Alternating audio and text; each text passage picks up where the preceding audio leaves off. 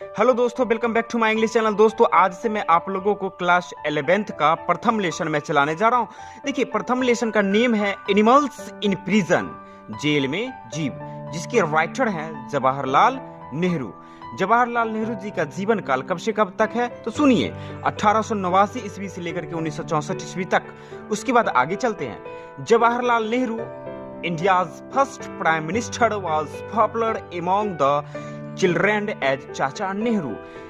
भारत के प्रथम प्रधानमंत्री जवाहरलाल नेहरू बच्चे में चाचा नेहरू के नाम से लोकप्रिय थे। Okay, he was a man of rare sensitivity. वह एक संवेदनशील व्यक्ति थे। Educated at Harrow and Cambridge University. Harrow और कैम्ब्रिज विश्वविद्यालय से शिक्षा ग्रहण करके he became a barrister after studying natural science and law। प्राकृतिक विज्ञान और कानून की पढ़ाई के उपरांत वह वकील बन गए। वह क्या बन गए? वकील बन गए। And return to India in 1921। वह 1921 ईस्वी में भारत लौटे।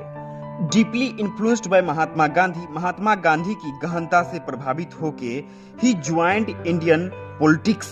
वह भारतीय राजनीतिक में प्रवेश किए। And soon emerged as a leader of the country's youth. और शीघ्र ही भारतीय युवा नेता के रूप में उभरे। हाउएवर, फिर भी he was not a mayor politician. वह सिर्फ एक राजनीतिक नहीं थे। He was also a dreamer, idealist, humanist and artist in words as well।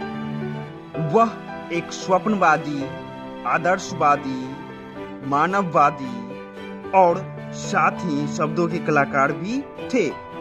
His works and autobiography, The Discovery of India, Glimpses of World History and Letters from a Father to His Daughter are remarkable for a rare vigor and beauty।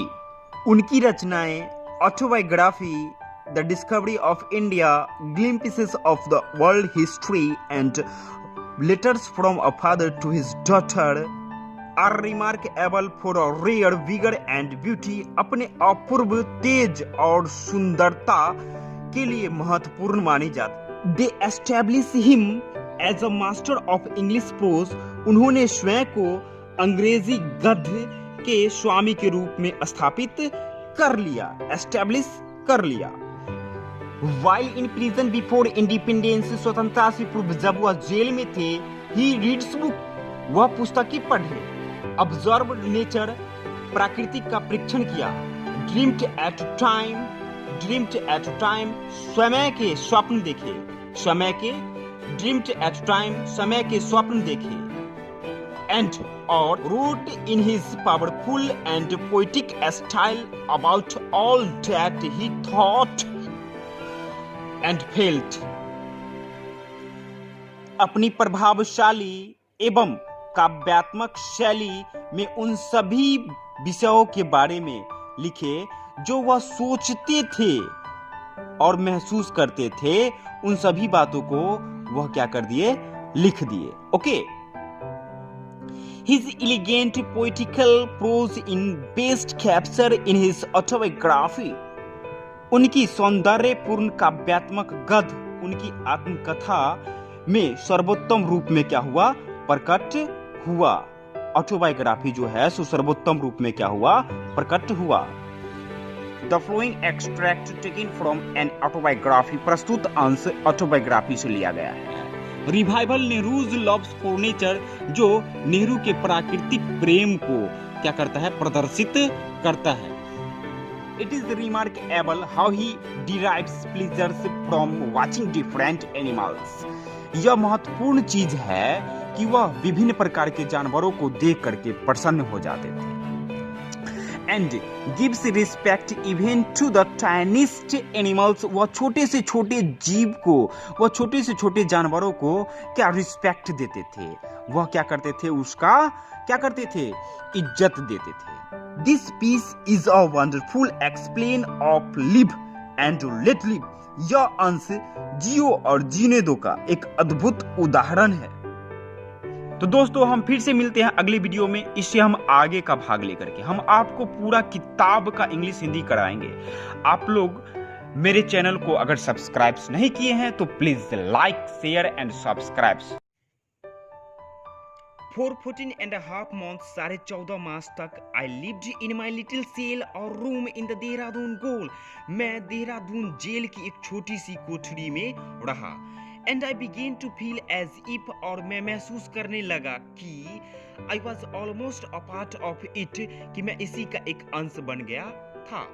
I was familiar with every bit of it मैं इसके हर एक हिस्से से परिचित था।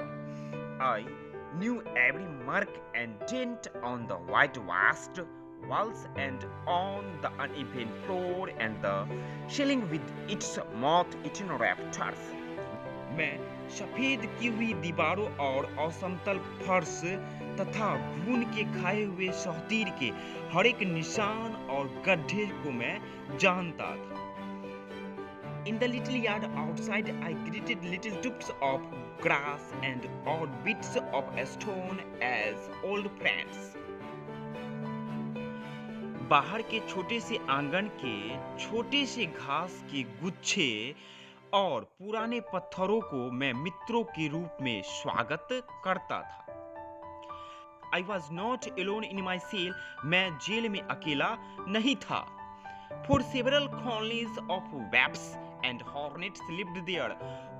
क्योंकि वहां भीड़ और तोतैये के अनेकों छत्ते थे। And many lizards found a home behind the rafters.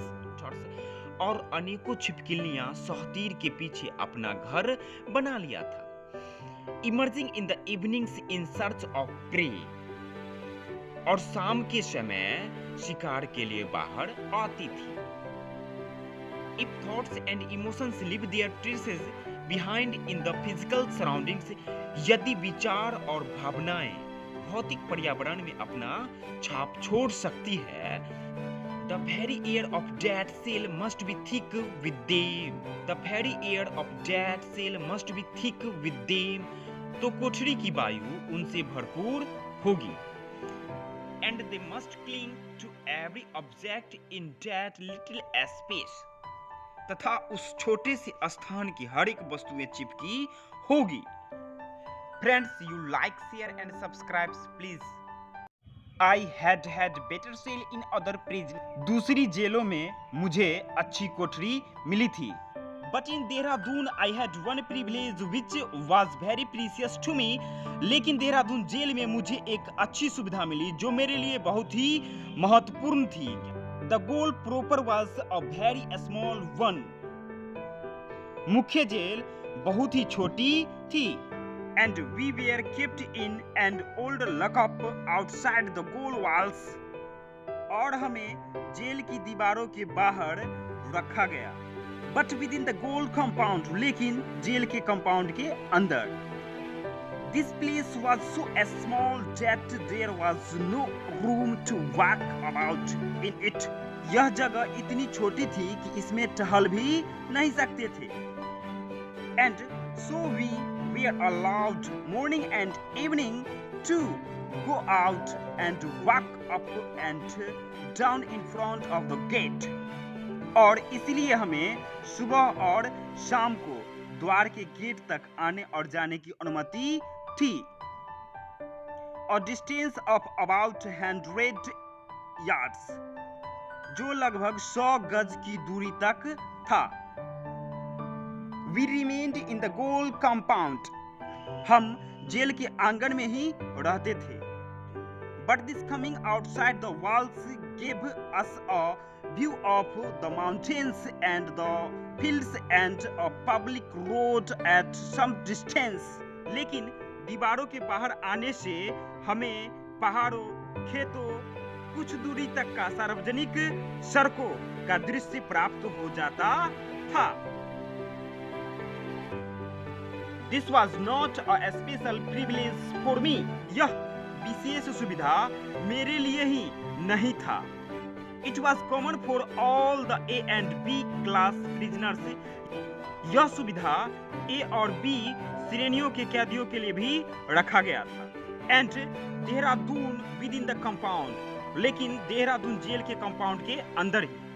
But outside the goal walls, there was another small building called the European lockup. लेकिन जेल की दीवार के बाहर एक छोटा सा बिल्डिंग था जिसे यूरोपियन हवालात कहा जाता था। This had no enclosing walls. इसकी कोई चार दीवारी नहीं थी। And a person inside the cell could have a fine view of the mountains and the life outside. और जेल के अंदर बैठा व्यक्ति पहाड़ों और बाहरी जीवन का दृश्य अच्छी तरह देख सकता था। European convicts and other kept here were also allowed to walk in front of the goal gate every morning and evening. European अपराधी और अन्य लोग जो यहाँ रहते थे उन्हें सुबह और शाम को जेल के दरवाजे तक आने और जाने की अनुमति थी।